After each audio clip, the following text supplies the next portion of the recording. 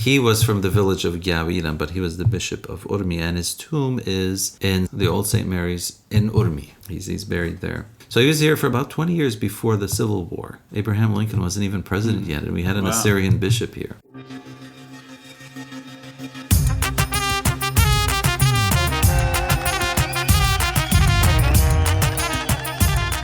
Hello, friends, and welcome to the Assyrian Podcast. My name is Steve, and I'm the host of the Assyrian Podcast, and this is episode 6. How awesome was it last week hearing from our new host, Odessa? And now we have a whole new region that's going to be covered by her, so that is so exciting. On this episode, I got to interview a man who really needs no introduction within the Assyrian community, Mar Awa Royel, the bishop of the Assyrian Church of the East overseeing California. I've known Mar Awa for years, and we have some of the best conversations, so I wanted to try and capture one of those conversations. Now, I must tell you that our original conversation went for several hours, and I had to do some editing and distill this one down, so you know what that means. That means we're going to have Mar Awa back on the show in the future. So thanks so much for all of your support, and please rate and review us, share with your friends, and spread the word about the Assyrian Podcast. I'm so thrilled with how many people are listening and sharing and giving us so much positive feedback. So thank you, thank you, thank you. Email us at AssyrianPodcast@gmail.com and check our show notes for more information. Please rate and review us on the iTunes store because it really does help. And now, here is Mar Awa.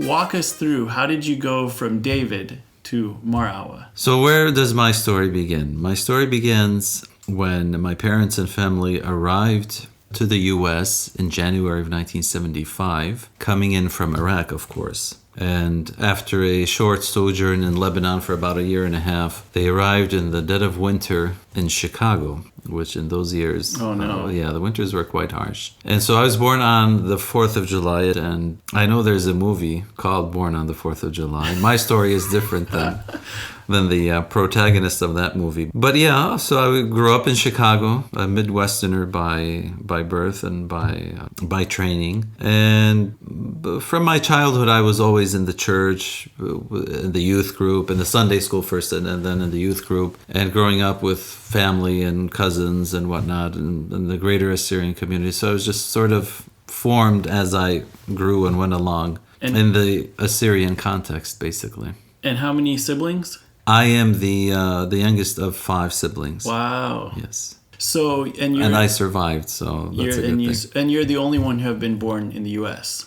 That is correct. Yes, all of my other siblings were born in Iraq, and I'm the only American born. What was it like growing up in Chicago, and especially coming from your parents being newly here?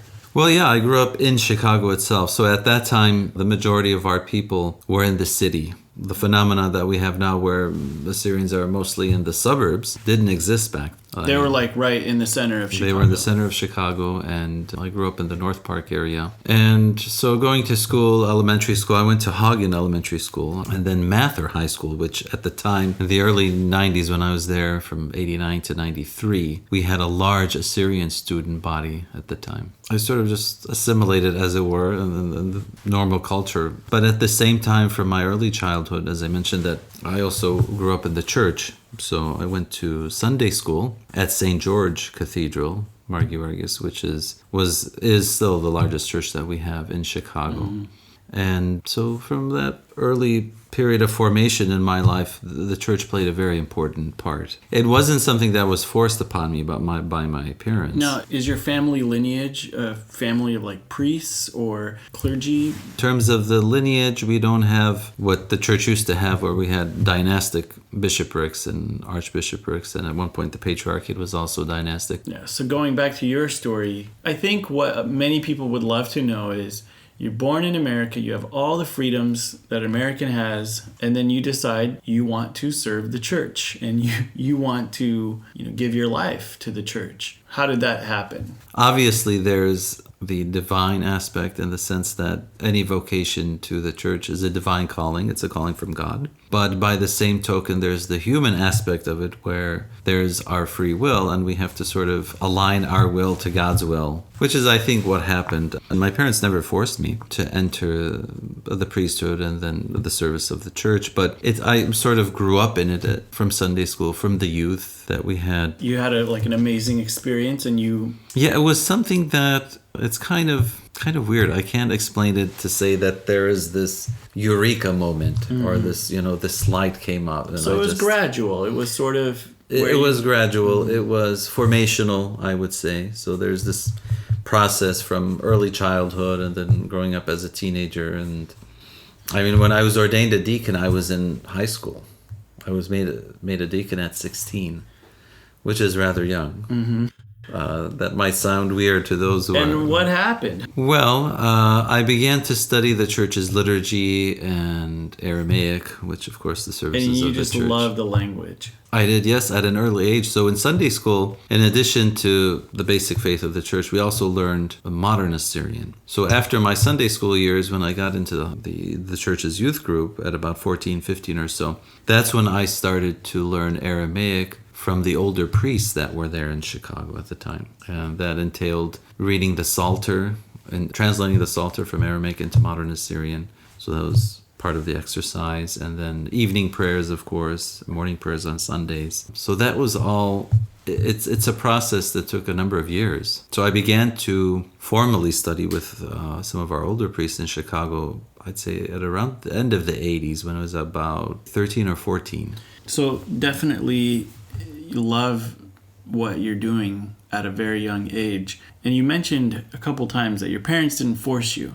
Just curious, is that a thing? Do you sense a lot of that where kids are feeling a lot of pressure to serve the church in a way that maybe they don't want to, or... Not across the board, but you'll find instances, for example, and this is a good thing, of course, I'm not by any means bashing it, but you'll find parents, especially the moms, they want to make sure they want to see their son up there at the altar or reading or serving, which is a very good thing. And I would encourage any moms that are listening to us to really, really, encourage their young boys to do that. So you'll find that nowadays. I don't know if it's pressure or not, but there used to be, growing up around my age and probably even older, yes, there would have been more pressure. Nowadays, you'll find that it's really volitional. It's your own will. It's your own choosing. I must say that my late mother was always very, very supportive of my vocation, especially when transitioning from diaconate to priesthood. My father was also, later on, he became very supportive. But in those early years, I think, especially growing up in Iraq and seeing,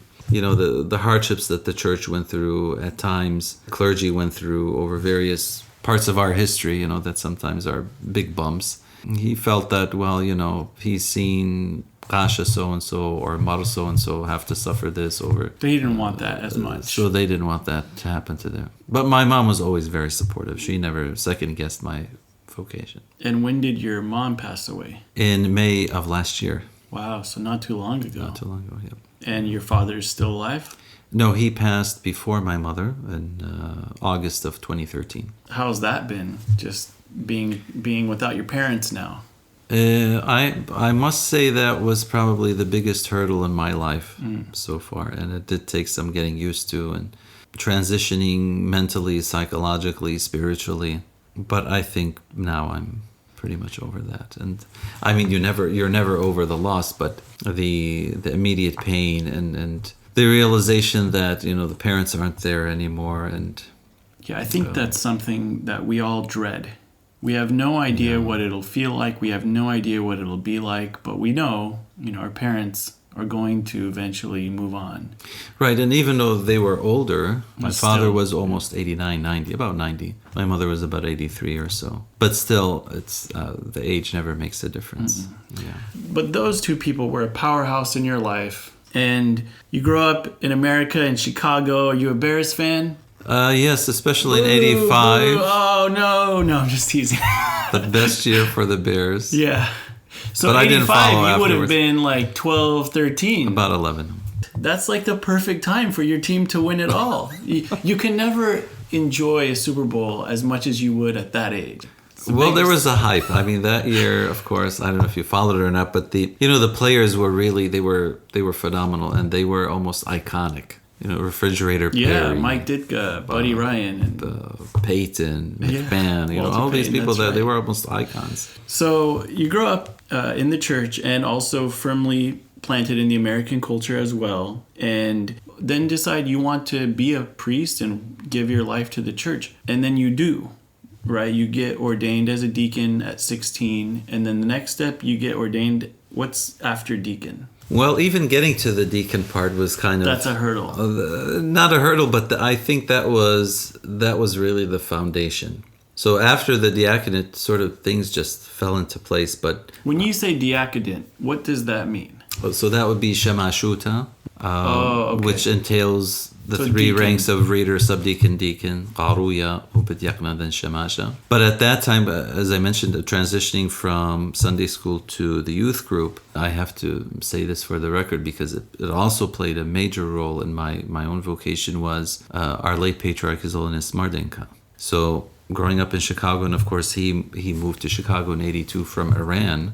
He moved the Patriarchal See. And so his permanence in Chicago and the U.S. in general was very vital, I think, for the growth of our church And there and was the various parishes. there was a certain number of people who were not happy about that, right? They wanted the see or the place where the patriarch resides to be in the original homeland. To be back home in Iraq, yes, various opinions have been expressed over the years, but looking back, hindsight is 2020. That was the better decision that the patriarch did make, because really the political climate was such that it would have been detrimental not only to him personally, to the patriarchate, but to the church. It actually would have been crippling had he been in Iraq prior to 2003. But I mean, you can interpret that different ways, but I think it was very wise to have kept the patriarchal see in the So that U.S. was a Even though big- the church, even the patriarch himself, he wanted to move back many times.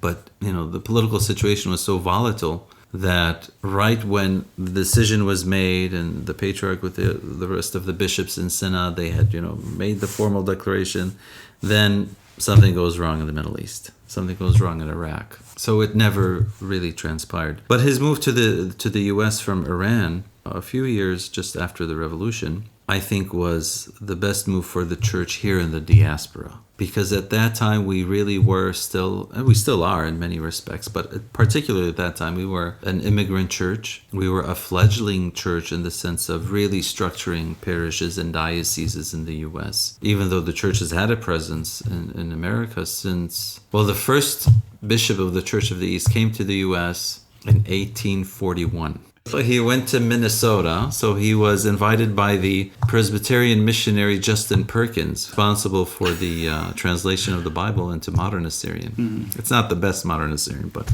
it was the first translation. So he and Perkins had a decent relationship. Oh, they were very close. He brought him over. He stayed. His name was Mariu Khannan. He was the bishop of Urmi. He was from the village of Gyawilan, but he was the bishop of Urmi, and his tomb is in the Old St. Mary's in Urmi. He's buried there. So he was here for about 20 years before the Civil War. Abraham Lincoln wasn't even president yet, and we had an Assyrian bishop here. And he toured the various churches, and I actually have a news clipping from 1841, I think it's Minnesota, where he visited, and they have it's a woodcut sort of picture of him, and they're describing how this Oriental bishop in this exotic dress has come, and he speaks Aramaic and things of that nature. So that was the very first time an Assyrian clergyman had stepped foot 1841. Yes. That's a good fact to know. Yeah.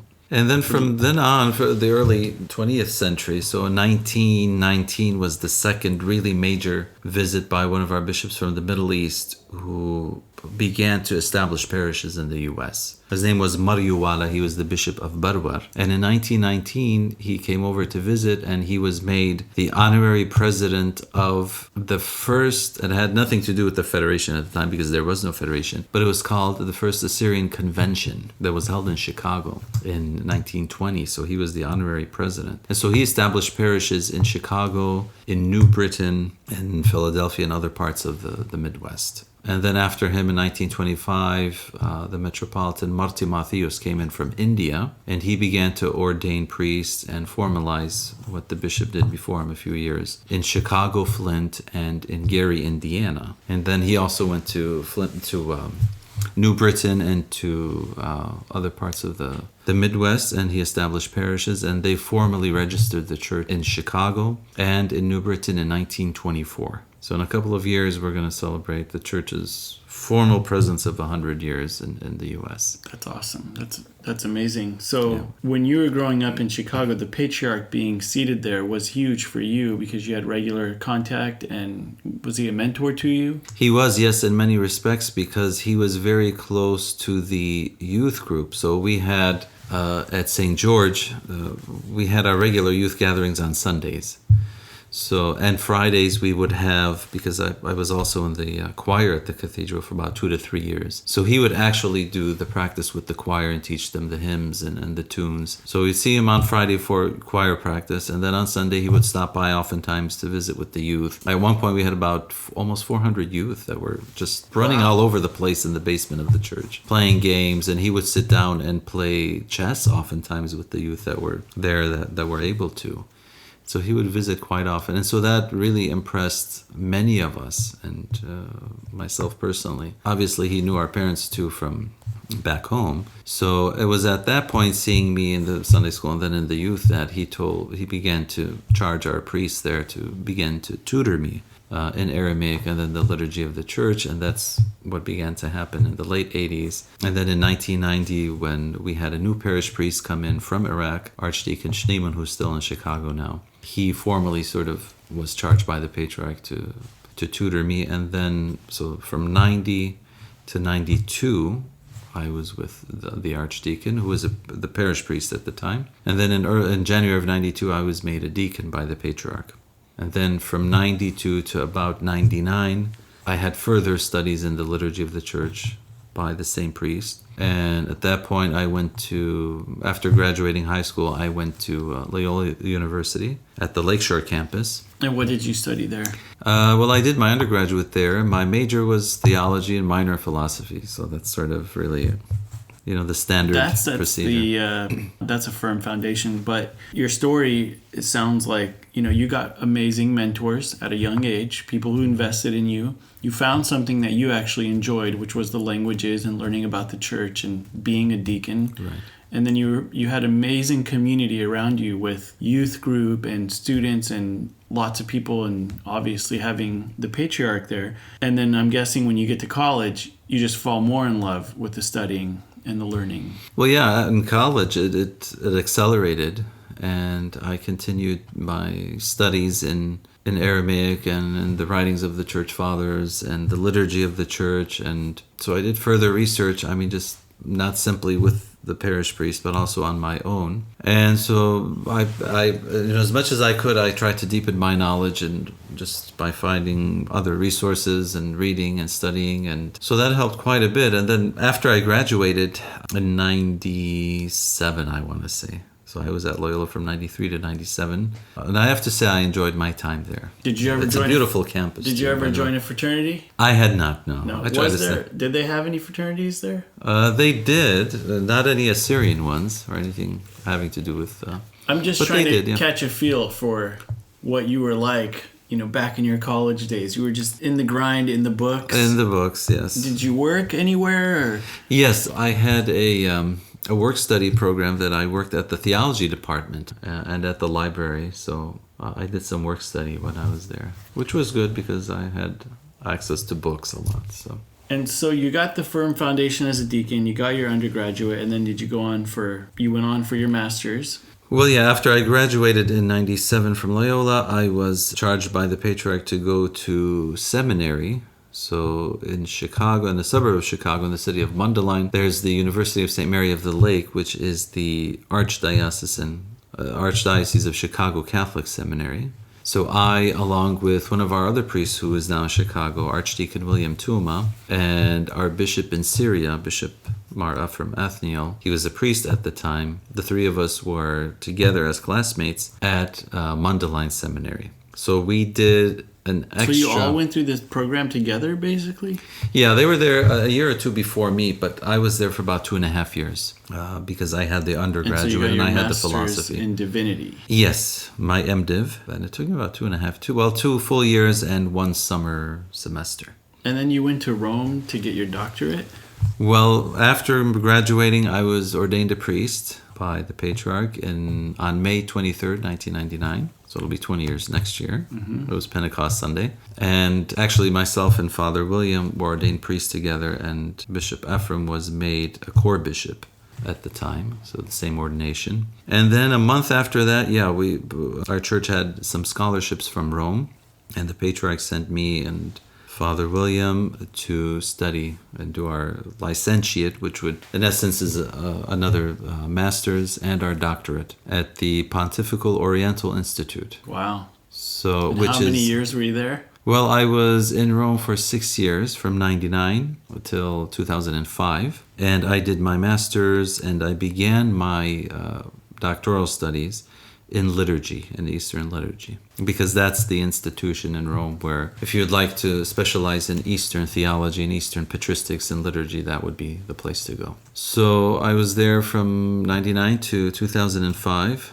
I completed all of my coursework for doctoral studies, and I began writing my thesis. And then in 2005, I was requested to come back to the U.S., and I served for 1 year as the assistant parish priest at our parish in Los Angeles, St. Mary's. They had just opened up a parish school. It was a junior high school and so I was asked to teach. And I taught Assyrian language, religious education, and Assyrian history for 1 year, from 2005 to 2006. And then in May 2006, I was assigned to be the parish priest for our San Jose parish. And I was there until November of 2008. When you got installed as a bishop?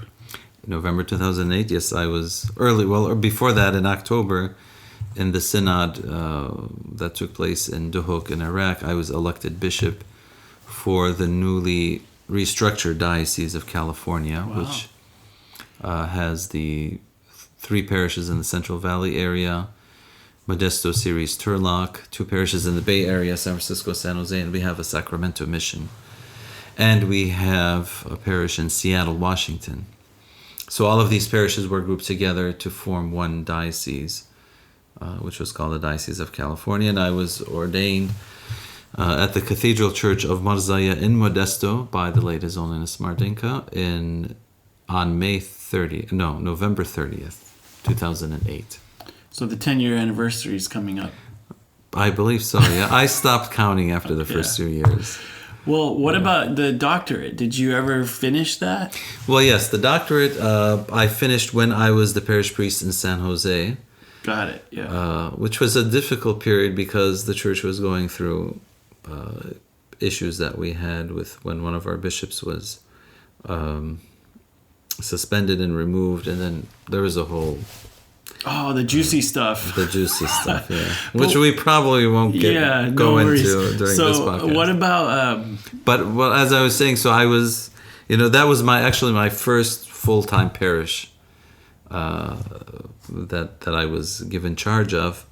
And so I had to go through all of what was going on the side, then pastoral work and writing my thesis at the same time. But I was able to finish, and so I defended in June of 2007, and I received my doctorate. Good for you. And so do we call you Dr. Royel? No. I've never used the title, to be honest. I think the pastoral title is much more venerable than academic titles, so... Well, it's always good to have that ready to go. Yeah. But by the way, I'm trying to re-edit my thesis and whatnot so that I can get it published soon, hopefully within a year or two.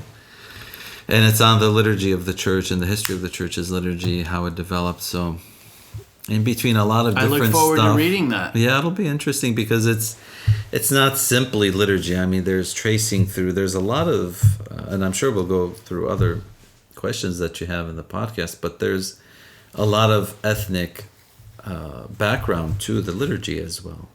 So how that all developed, the language part, ethnicity, the influences not only of the Old Testament, but you have the Assyrian and Babylonian religious traditions that you can see traces of in the liturgy. So it's interesting.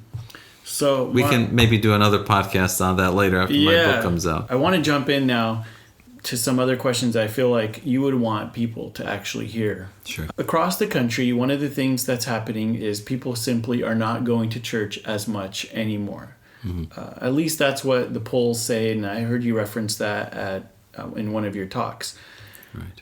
And you're the bishop. So many Assyrians, some go to church, some want nothing to do with the church, some go to different traditions. What are your thoughts in terms of what's the value of the Assyrian Church of the East to the world today? And what does it matter for a 25-year-old Assyrian? Why would they want to show up? What's the value for them? Okay, so that's probably one of the greatest challenges the church is facing, not just in the U.S., but I would say in the diaspora as a whole, is the role of the church in the life of the faithful, especially the younger generations, and how effective that role is.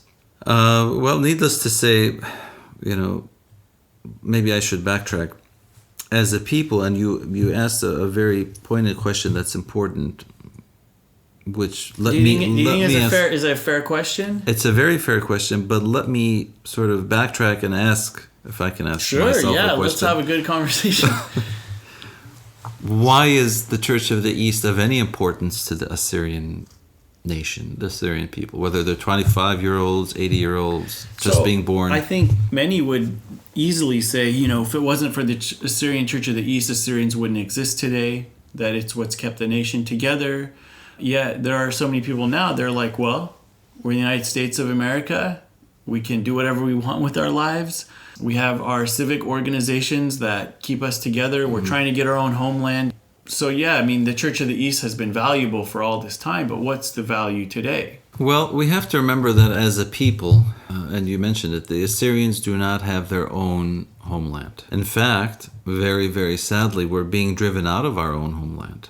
In September of 2014, I and a few other bishops, we went to visit the refugee camps that housed thousands and thousands of Christians from not only the Assyrian Church, from the Syrian Orthodox and Syrian Catholic and the Chaldean churches as a result of ISIS coming into Mosul. And overnight, these people were driven out of their ancient homeland. Our people were driven out of their ancient homeland. So that means that as a people, sure, we're living in the United States, and we have everything we need. We have nice homes and fancy cars and good jobs. But are we really whole as a people? Are we really satisfied as a people? Are we fulfilled as a nation? And I would say no, because we're still on that road and that pilgrimage to get to where we need to be. Until we get there, the statehood, and you mentioned this as well, statehood, of course, is on the mind and hearts of every Assyrian person, I would dare say. Not only in the U.S., but at least in the Western world and in many countries of the Middle East. But that's a process that takes many years and much sacrifice, and we may not even see that in our own lifetime. So what's to guarantee that process? What will help us advance in that process? And that's where the church comes in, where obviously, first and foremost, the church is the spiritual bulwark of our people, of our nation. The early apostles during the very first few decades came and evangelized our forefathers in our own ancient homelands. So 3 years after the resurrection, Mar-ad-Day came to Edessa, and he preached to Abgar and his kingdom, and he healed the king, and he brought the gospel there. Around the year 80, his disciple Marmari came deeper into the Persian Empire, and he established the church in Seleucia Ctesiphon. You had, by the end of the first Christian century, you had missionary centers in Arbil, in Adiabene, called by the Greeks Adiabene. And so you have this early missionary work among the remnants of the Assyrian Empire. And so they had lost the Assyrian Empire back in 612 BC.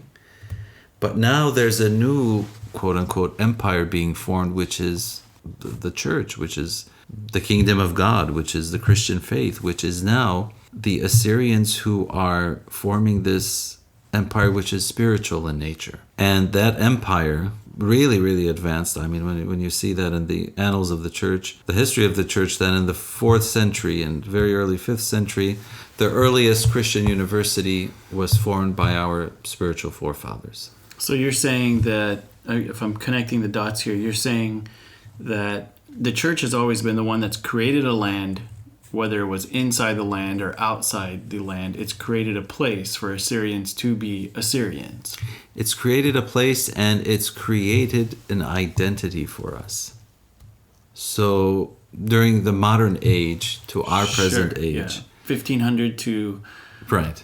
How 2000, did not that the name Assyrian was beginning to be used, but how was that highlighted for our people? It was through the church. So some would argue that it wasn't even a part of our history, like the name Assyrian, that it doesn't pop up until the Protestant missionaries show up to Iran. And to really research their history a lot better. So you're saying then the church has been the place where the name Assyrian has been preserved. Oh, of course. If you go back to the year 20 AD, the first modern, and I use the word modern loose because that's almost 2,000 years ago, the first modern map of the known world was drawn up by a cartographer who was Roman by the name of Strabo. Yes, yeah. Now, if you check his map in the year 20, and this is, when Christ didn't even begin to preach yet, if you check the area of what is modern-day Arbil, he calls it Assyria because he's building on the history and what was passed down from the time of Alexander the Great, that area, which is modern-day Arbil and its environs, was the remnants of the Assyrian Empire. He calls it Assyria. And so you have one of the earliest Christian missions before the close of the 1st century take place in that very area, those very lands. So what happened to the Assyrians? I mean, after the fall of Nineveh, it's not like they dissipated in the air. So they were there. They took again, refuge in the mountains there. So credit the church for keeping the Assyrian people together. And yet there are so many, I shouldn't say so many, I don't know how many. Maybe there's very few. But there are some who now don't feel a connection to the church. Or maybe if they do go to church, they don't feel a connection while they're there. What are your thoughts on that? Now we're delving into to a discussion on the personal spirituality and faith of individuals that come to church. One thing that we have to realize, and our listeners have to call to mind about all of the Eastern churches, which includes the Assyrian Church of the East, is that we are ethnic churches. So the Assyrian Church of the East, called the Church of the East, known as the Persian Church, at one point it was called the Nestorian Church, which is a misnomer, had evangelized all of the known parts of Asia. The territory of the Patriarch of the Church of the East, around the year 1000, was larger than that of the Bishop of Rome, the Pope, and the Patriarch of Constantinople combined, because most of the Near East and Asia was under his spiritual jurisdiction. So the church wielded a great spiritual power and force over many different peoples. I mean, for example, the church and the missionaries of the church, the monks, and they gave a writing, they gave an alphabet to many a Turkic and Central Asian peoples that only had a spoken language. They gave them an alphabet. I've seen those documents. I've touched a few of them. So the church has always been, a spiritual force. So the Eastern churches are all ethnic churches by nature. So when you say Russian Orthodox Church, obviously the predominant, makeup of the people is Russian. Greek Orthodox Church, the Armenian Apostolic Church, the Syriac Orthodox Church. You're not simply saying something about the theology of that church, but you're saying, who are these people? At one point, the Church of the East was not only and exclusively among the Assyrian people, but because of centuries of persecution, today it is. Isn't it in India as well, with non-Assyrian? That's correct, yes. And the Church of the East has had, the original church in India was that of the Church of the East, until the arrival of the Portuguese in 1499. That's when the Catholics. That's when, yes, the Catholic Portuguese missionaries, the Portuguese came over and they brought missionaries with them. And they were astonished to find that, the history records that there were about 100,000 Christians. They all belonged to the Church of the East. They had their own metropolitan who came from Mesopotamia. The same thing with China. When Marco Polo writes in his voyages that he was astonished to find churches and bishops and priests and Christians in China, that says a lot. The Church of the East arrived in China, that recorded in 635. There are even theories that it got there earlier. So if I'm connecting the dots, what I'm hearing you say is that if there's an Assyrian out there who maybe doesn't feel connected to the church, they ought to feel connected just by virtue of their ethnicity? Yes, because it is the ethnic church of our nation. If you look at our Armenian brothers and sisters, they have the same phenomena. They have lived because of, again, centuries of persecution, conquest, etc. The church is not simply where they go to pray. Obviously, we pray in church, we worship God in church. I don't want to politicize the church, but we have to realize that as a people that does not have its own land, its own territory, its own country, the church is that land. The church is our country. Since the conquest of Constantinople, for example, when the Turks came in 1453, up until the First World War, the end of the First World War, where the Ottoman Empire was disbanded, it was the patriarch of the Church of the East who was the head of the church and the head of the nation. That was a de facto part of Assyrian life for 6 centuries. They didn't say, "Oh, well, Your Holiness, you sit in your cell and say your prayers." The world has changed, and there isn't very many nations that are led by their religious figure. Well, or is there? Of course there are, yes. You have the Tibetans who are led by the Dalai Lama. You have other groups, other ethnic groups that are out there. So, we fall into that same category. Now, the church preserves her faith, obviously, in Christ. And we take great pride, and it should be a spiritual pride and not something that, we sort of brag about. But it was our forefathers that brought the gospel first to China. We were talking earlier, before we started the podcast, about China, and God has given me the beautiful opportunity to have visited the mainland once, and I went to Xi'an, which was the capital of the Han at the time that the missionaries of the Church of the East arrived in 635. That was the center of the church's life. And then there at the museum there they have the so-called Nestorian stele, the Nestorian monument, which goes back to the year 780, 781, which is the first Christian monument/document that exists in China, where you can go and touch and look at, and it was a beautiful feeling when I put my hand on that stele. And there are other documents that have been found. We have friends in Hong Kong who are, for example, researching that. There's a good friend, his name is David Tem. He heads the Jinjiao Fellowship in Hong Kong, and Jinjiao is the original Chinese word for Church of the East. Jinjiao, the first word used for Christians, for Christianity, and for Church of the East. And it means the luminous religion. So there are documents that were discovered in southern China, in a cave in Dunhuang, which have liturgical prayers that were translated into the Chinese of the day that we still recite today in the Church of the East. And they go back to the early 600s, those very documents. So, the church has done a lot for our people. Now, we live in a postmodern age, obviously. Yeah, and I'm hoping we'll be postmodern soon. Yeah, it probably is postmodern, but I think the role of the church ought not to change. Is there a disconnect between many of our Assyrians today and the church? Yes, there are.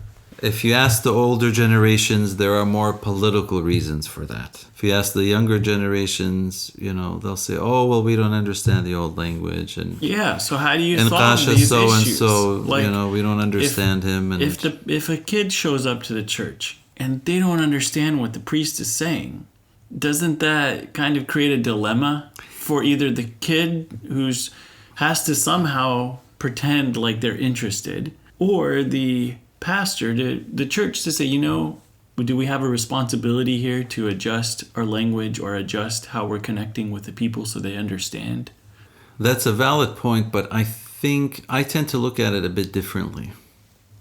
Okay, so in the services of the church, we have the readings from the scriptures and the gospel, and the homily or the sermon is delivered into modern Assyrian. Some of the other prayers are said in modern Assyrian. There are books in the pews where your average parishioner who can read English, Assyrian, in some places we have other languages of that country, they can take the book and look at it. The problem is, people are quick to blame the church, but the problem is our people have also become lazy. So we're able to read other materials, but we don't want to pick up, it's called the Green Book here in the U.S. because it has the services in Assyrian and in Aramaic, the phonetics in English, and the translation.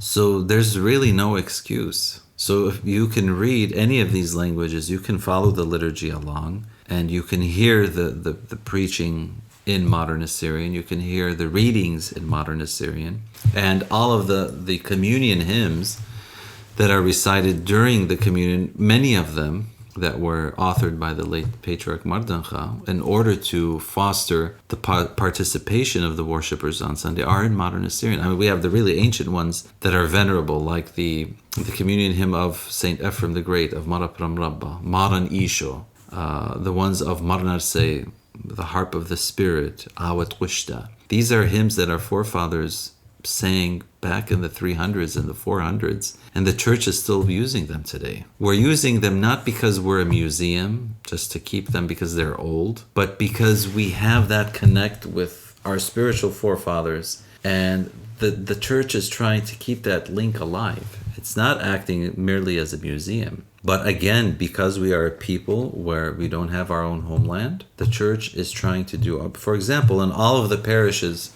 of the Church of the East in the U.S. and other parts, but we're talking about our own country. All of the parishes have Assyrian language classes of one form or another. And almost all of them have youth groups. They have Bible studies. Where does that hit up against the civic organizations? So what's the role of the civic organizations? What's the role? So for example, some people would say, I don't need to go to church for language. I'll go to my civic organization. You can learn it there. So, well, are they teaching it? And I don't want to bash our civic organizations because they're part of who we are as a people and as a nation. But truth be told, the church is doing what the civic organizations should have been doing. And that's why people oftentimes say, well, why is the church teaching Assyrian? Why don't you guys stick to teaching the Bible and teaching the faith? Well, we do both because no one else is doing it. If we had the civic organizations... But I think if there was civic organization people here, they would say, yeah, we have Assyrian dance classes and language classes and cooking classes. Well, I beg to differ. The number of Assyrian language classes offered by our civic organizations are few and far between. Okay.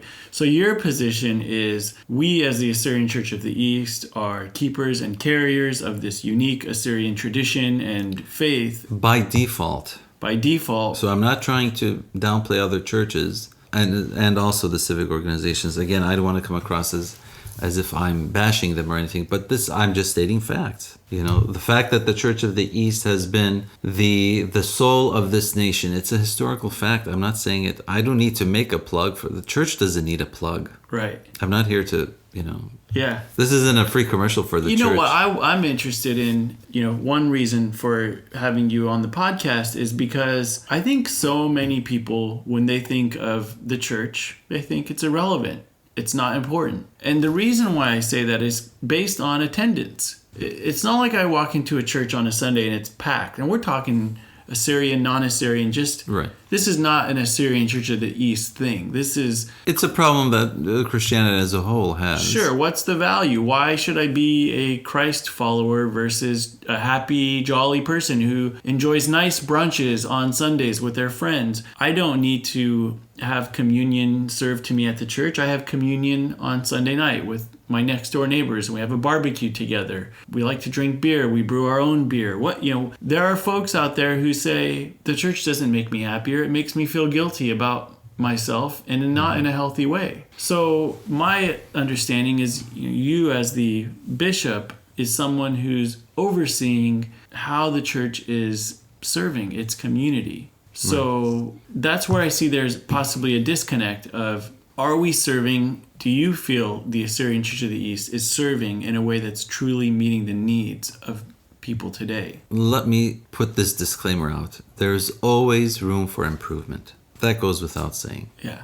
The sermons can be improved. Father so-and-so's singing could be improved. Deacon so-and-so's reading could be a lot better. But, people who complain, oftentimes you'll find that they don't reflect on what their role and part is in all of this. So the church is not merely the bishop or the patriarch or the clergy or the priest or the deacons and the choir. People have a role to play in the life of the church. So one discussion, of course, that's very lively among us today is, should all of the services be translated into modern Assyrian or partially into modern Assyrian, parts in Aramaic, or, as we find in different parishes in different places, all in Aramaic? Do you have anything to say we need to do it all in English? Well, we in our diocese here, we have once a month at the cathedral, we have an English service that's completely in English with some of the more ancient tunes, of course, when they're repeated 3 times, one of those 3 times or 2 of those 3 times. And how has that been working out?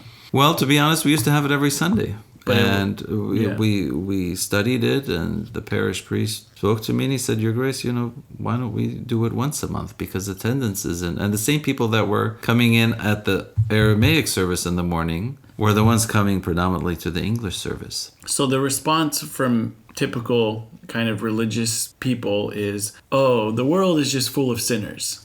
And they're not going to show up to church on Sunday because we're lazy and because would rather watch football Right. and all these kinds of things, right? So I know that's probably, it's a big question, but... What do you do about it? Well, what do we do about it, and why is it truly happening? Is it truly happening because, human beings are just sinners and they don't want to come to God because then they have to clean up their act? See, I've always understood that if you head in a positive direction for your life, that it's healthy and it's good for you. Right. So if the church is going to be a place that provides health and direction and value and encouragement and whatever people need, then you would think that more and more people would want to go to church. Well, we have to sort of look at what the church's mission is. Why did Christ found the church? Christ founded the church, we read in Matthew 16, because he wasn't going to be here physically, for all time until he returns again.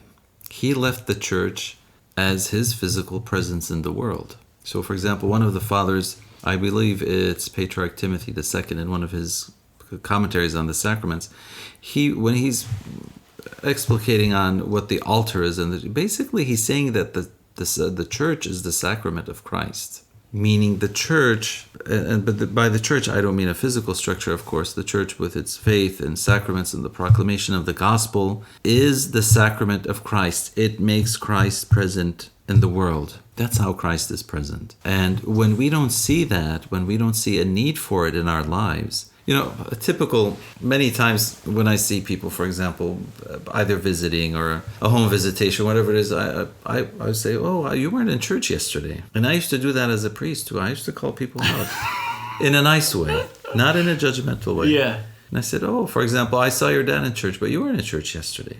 Or when I would see people in the hall, and they were in the hall, but they hadn't taken communion. I said, oh, you didn't take communion today. And oftentimes, they're taken aback by that. You know who takes communion and who's in church. And yeah, we keep tabs on you. We're supposed to. You're our sheep. We have to answer to God for... What do you mean by sheep? The flock that's entrusted to our spiritual care, to the church's spiritual care.